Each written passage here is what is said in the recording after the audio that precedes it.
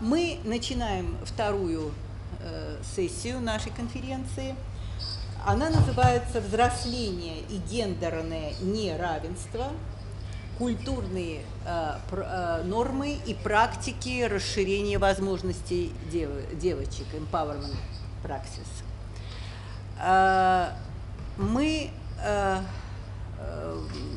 в общем-то, продолжаем разговор, который мы начали на предыдущей сессии. Нас, как вы видели, поскольку все, я надеюсь, имеют программу, вы видите, что у нас, так сказать, логически построена каждая следующая часть, она есть продолжение другой, и в результате мы надеемся, что у нас получится какой-то законченный сюжет. И если вначале мы говорили о транснациональных практиках борьбы с насилием, борьбы с гендерным неравенством, то сейчас мы переходим непосредственно к проблемам социализации девушек в разных обществах. И первой возьмет слово Ирина Костерина, руководитель гендерных программ фонда имени Генриха Бёля. И она одновременно исследователь, ну, как все мы, в общем, конечно, здесь присутствующие, большинство из нас, но у нее постоянно, как идущее исследование на юге России, в регионе Кавказа, и я полагаю, что ее выступление будет как раз об этом. Пожалуйста. Спасибо. Ну, я хочу рассказать про один из наших последних проектов, который мы делали в фонде Бёля, и он, собственно говоря, является частично исследовательским, но начинался он, собственно, как практический проект, который должен был способствовать эмпауэрменту девочек, и когда вот уже весь проект закончился, в результате я сейчас написала главу в книгу про детство, которая будет в следующем году выйти. И вот мое сообщение, оно основано на этом тексте. Но я сегодня постараюсь все-таки больше говорить именно про сам проект, потому что, мне кажется, он может быть хорошим примером того, как можно работать в достаточно сложном регионе, где права девочек не рассматриваются как вообще существующая вещь, где достаточно традиционные отношения и гендерные роли очень поляризованы. Вот нам кажется, что этот проект, он был успешным в этом плане, что помог нам преодолеть многие культурные барьеры и в то же время дал возможности девочкам из этого региона быть видимыми и слышимыми. Ну, собственно, вот дети на Северном Кавказе, получается, что они еще более уязвимая, невидимая и исключенная категория, чем женщины. Особенно это проявляется в сельских районах, где больше влияния традиционной культуры, где больше общественный контроль, и где семьи в большей степени многодетные. В общем, среднее количество детей обычно 5-6 в таких семьях. И к самим детям в таких культурах относятся как к таким неразумным созданиям, еще не до взрослым, и в то же время как к такой, скорее, потенциальной рабочей силе, которая вырастет и будет помогать родителям. И поэтому, в отличие от европейских образцов семей, здесь нет вот такого детоцентризма, и когда семья вся строится вокруг интересов ребенка, и к ребенку проявляют повышенное внимание и заботу. И понятно, что общество устроено достаточно иерархично, где высшее место в иерархии занимают старейшины и мужчины. Но надо сказать, что сейчас немножко эта иерархия тоже меняется, но в целом вот на уровне риторики пока такая иерархия сохраняется. И когда мы думали об этом проекте, как его начинать, какими методами, очень много было сомнений, потому что, например, как изучать детей на Северном Кавказе. Многие исследователи, зарубежные в частности, изучающие детей, пишут о том, что для детей не подходят обычные традиционные вербальные исследовательские практики. То есть пойти к ребенку и брать у него глубинное проблемно-ориентированное интервью – это не вариант. Как же понимать, как живут дети, чего они хотят, какие у них взгляды, мечты и так далее. И для этого очень часто сейчас во всем мире используют визуальные методы. И с помощью фотографий, с помощью видеозаписей исследуют детскую повседневность и получают такой детский взгляд. И мы обратились вот к этому проекту, чтобы еще способствовать эмпауэрменту девочек, потому что хоть в проекте у нас были участники и мальчики, и девочки, но мы старались устроить весь дизайн проекта таким образом, чтобы у девочек была возможность в нем участвовать. Ну вот это, собственно, тоже я здесь о методологии хотела подчеркнуть, что мы не можем использовать, да, ни интервью, ни включенное наблюдение, ни какое-то достаточно другое наблюдение, потому что мы, как исследователи, взрослые, и мы не можем создать неиерархический диалог с нашими исследуемыми группами. Поэтому вот фотография является хорошим способом увидеть то, что и как видят дети. И позволить детям самим определять, что они хотят фотографировать и как, и потом объяснить им, почему они это делают, какие за этим стоят контексты и смыслы. Не менее важно увлечь детей вообще процессом исследования, и фотография, конечно, это тот инструмент, который позволяет им ощутить это как приключения, потому что в тех регионах, где мы работали, где делали этот проект, ни у кого из детей на тот момент не было своей фотокамеры, не было смартфонов, которые могли бы позволить фотографировать. Поэтому начинался наш проект вообще как такой волонтерский, краундфандинговый. Мы просто дали объявление на нашем сайте фонда Бёля в Фейсбуке, что мы собираем камеры, фотокамеры для вот такого проекта, и люди нам приносили свои новые или БУ камеры, или жертвовали деньги на то, чтобы мы купили отдельную камеру. И потом в 3 регионах Северного Кавказа, это в республиках Дагестан, Чечня и Ингушетия, мы выбрали 3 села, где, собственно, реализовывали этот проект. В каждом селе у нас был свой куратор, который отбирал ребят, которые хотят участвовать в этом проекте, проводил для них мастер-классы по фотографии, учил их фотографировать, вообще держать камеру, думать как разнообразить, потому что самые первые фотографии ожидаемо были очень у всех похожие, то есть это там класс, школа, одноклассники, кошки, мама.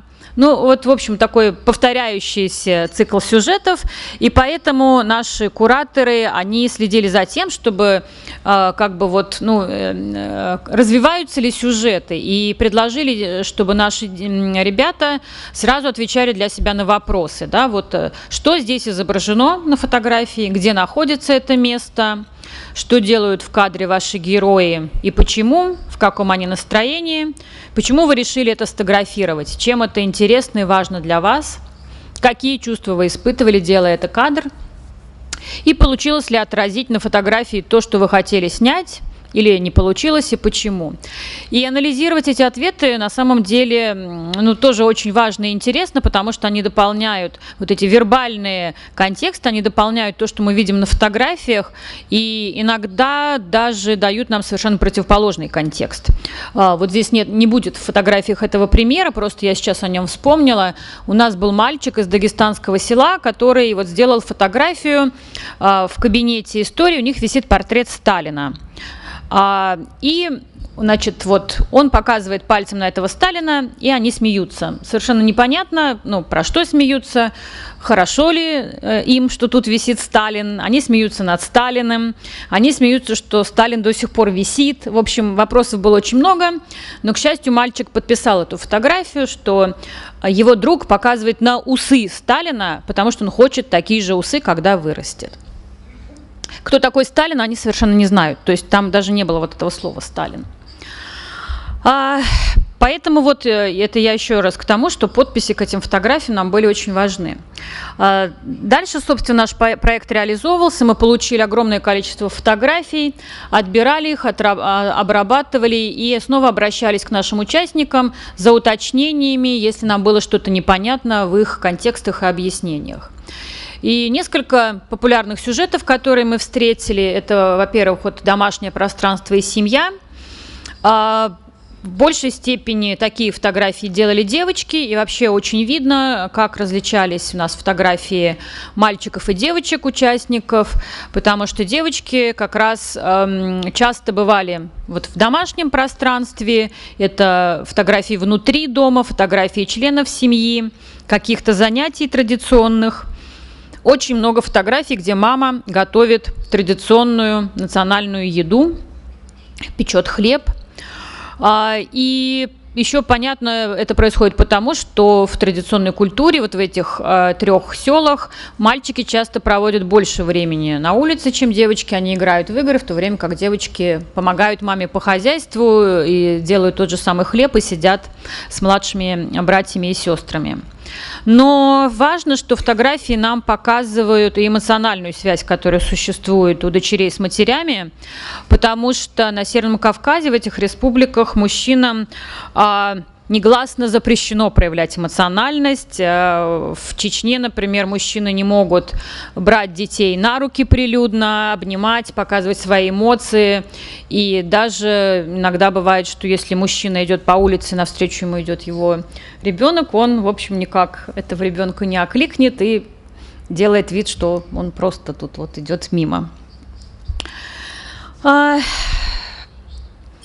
Второй распространенный сюжет – это сельская школа, поскольку, понятно, это второе по популярности место, где дети проводят свое свободное, вернее, не свободное, а такое школьное время. Вот здесь 2 школы. Это одна школа в Чечне, в Черноречии, и другая сельская школа в Макоке. Обе школы, мы получили огромное количество фотографий именно вот этих вот школьных занятий, классов и так далее, с разной эмоциональной окраской, с разными контекстами. Школа в Макоке, это вот вы видите бедное школьное здание, это бывший коровник, которое переоборудовали в этом селе. В нем нет отопления, оно топится дровами, ученики сами топят классы перед учебой. И занимаются, вот вы видите, в одежде, потому что проект у нас реализовывался с раннего октября до позднего ноября, и за это время видно было, что вот как бы тоже некую динамику, которая происходит внутри школы. А вторая фотография – это школа в Черноречии, в Чечне, и это урок физкультуры. Мы видим олимпийские кольца на стене, но не видим мальчиков, потому что это сидят девочки, которые носят хиджабы и традиционную одежду, и они не могут из-за этого дресс-кода позволить себе заниматься вместе с мальчиками на уроках физкультуры, в то время как, причем фотографию сделал мальчик, это он во время урока физкультуры сделал фотографию, комментируя, что вот видите, девочкам физкультура неинтересна, они сидят весь урок, ковыряются в телефонах. Я просто не стала вставлять еще другую фотографию из этого же зала. Это была тоже история в динамике, когда мальчики уходят с урока физкультуры, девочки в хиджабах начинают лазить на канат и проявляют себя уже там, но как бы без присутствия мальчиков. Еще один важный сюжет, который именно, как мне кажется, проявился у девочек, это то, что называется «сделать видимой себя». Как преодолевали девочки свою невидимость? По условиям нашего вот этого задания, которое они должны были делать, они должны были фотографировать сами что-то. Но некоторым девочкам пришел в голову такой вот лайфхак – фотографировать что-то личное, связанное с ними. Они фотографировали собственные игрушки, фотографировали любимые какие-то предметы, которые им нравятся. Вот одна девочка сфотографировала тыкву, и она объясняет, что она сама когда-то сажала семечко этой тыквы, теперь эта тыква выросла, и вот она ее сама же еще и приготовила и показывает.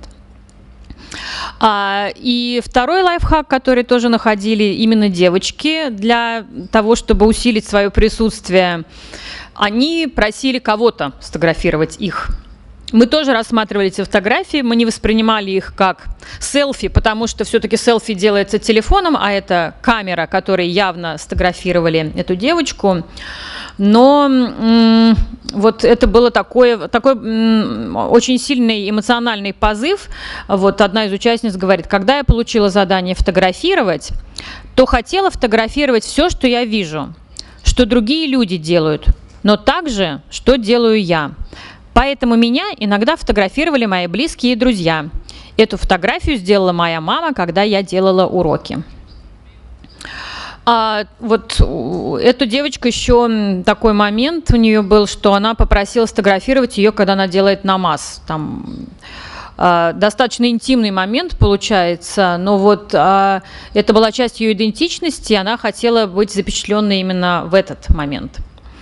Так, сейчас я перед Фатимой остановлюсь.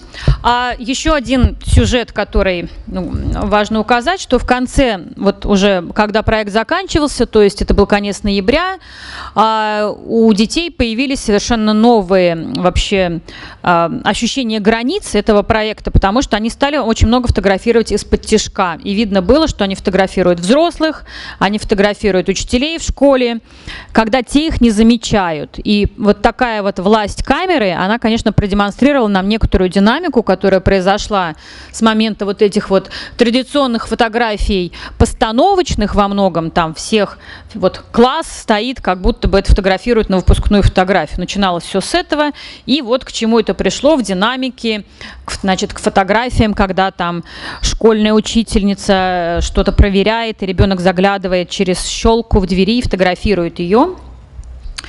Но кроме того, что дети просто фотографировали, у нас был конкурс, поэтому у нас в этом конкурсе были трое победителей, которых мы наградили призами, и мы устраивали в каждом селе выставку по итогам этого конкурса, то есть лучшие фотографии, которые отобрали наши кураторы, были выставлены, там приглашались родители этих ребят, сами ребята, учителя школьные, друзья и так далее. Ну, в общем, в каждом селе был такой своеобразный праздник, все прошло очень по-разному, в одном селе все было очень пафосно, и туда пригласили, значит, старейшин из соседнего села и каких-то людей из администрации, и устроили из этого, ну, в общем, такое в советском духе мероприятие, но тем не менее для детей это было большое событие, потому что они, вот, судя по их отзывам, они говорят, что первый раз нам кто-то дал возможность быть вот замеченными, нас похвалили, нам дали признание, и вообще дети невероятно радовались, когда вот увидели свои фотографии напечатанными, висящими на этих стенах. Они подбегали, и заново каждый фотографировался со своей фотографией. Он вставал у своей фотографии и просил, чтобы, значит, его сфотографировали. Ну и вот наша победительница, это наша самая юная участница, ей на момент участия было 8 лет, она вот, собственно, из этого самого удаленного дагестанского села Макок. Село изолированное, в зимнее время туда нет дороги, и поэтому то, что Фатима победила, это было само по себе очень большим событием, но по нашим условиям конкурса победитель должен был приехать с семьей в Москву на финальную выставку, которую мы делали в центре Сахарова. И вот наша 8-летняя Фатима повезла семью в Москву. Папу, который никогда в жизни не был в Москве, и старшую сестру. Вот они втроем приезжали, участвовали в выставке. Понятно, что такой жест, он много значил, конечно, для самой девочки, для ее семьи, потому что чувствовалось, что это был момент для папы переворота такой гендерной иерархии. Младшая дочка, младшая девочка, оказывается, не просто там вот так существует, но она может быть ресурсом для папы, привести его в Москву. И в селе, конечно, очень многие дети завидовали, с одной стороны, но с другой стороны почувствовали, что в этом тоже есть очень много возможностей, что в жизни есть разные социальные новые лифты и перспективы, которые раньше не открывались. Поэтому, ну, в общем, как-то для нас это очень тоже был большой эмоциональный момент и такое вот потрясение, что, ну, какой социальный эффект, в общем-то, произвел наш проект вот в этих 3 селах. И потом целый год поступали запросы от других регионов, которые просили у них повторить то же самое, но, к сожалению, мы не смогли. И здесь я закончу, пожалуй. Вот.